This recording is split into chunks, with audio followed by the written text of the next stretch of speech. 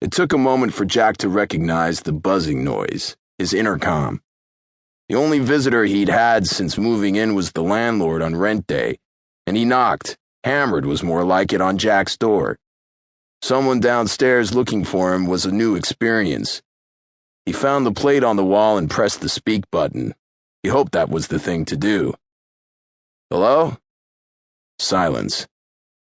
He tried again with the same result.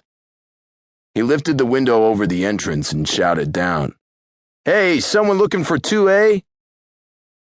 A heavy guy wearing a camouflage boonie cap backed out of the doorway and looked up.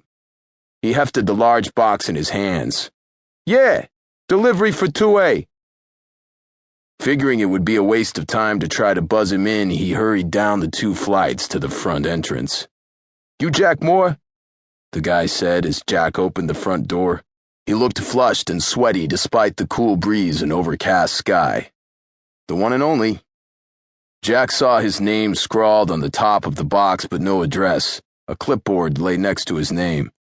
"Got ID?" Uh-oh, what now? "It's upstairs. Want to go get it?" He put a hand over his chest. "Got a heart condition." The guy put down the box and lifted the clipboard, glancing up at Jack after he'd read something there. "Okay, you look like him." He produced a pen. "Sign here." Jack complied and the guy turned to go. "No return address?" The guy glanced over his shoulder. "Real comedian." That's me, he thought. A laugh a minute. He guessed he was expected to know who sent it. He watched the guy get into a battered, grime-covered white station wagon. Its rear compartment held a number of similar boxes. As it roared off, Jack turned his attention to the box. Only one thing it could be. Pretty quick service.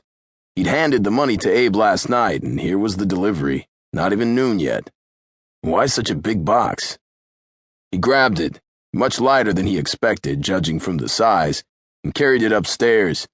He locked his door, unfolded his jackknife, and cut it open. Among the foam peanuts, he found a pink plush Care Bear. What the? He pulled it out and fished among the peanuts, but found nothing. Dumped them out. Still nothing. Okay, what about the bear? He hefted it. Heavy for a plush toy. Which could only mean... He checked the stitching. Definitely a poor job along one of the back seams. He slit the thread, shook the bear, and a pistol dropped out, sealed in a Ziploc bag. A box of ammo, likewise bagged, followed. Abe had come through, and whoever he'd contacted had wasted no time filling the order.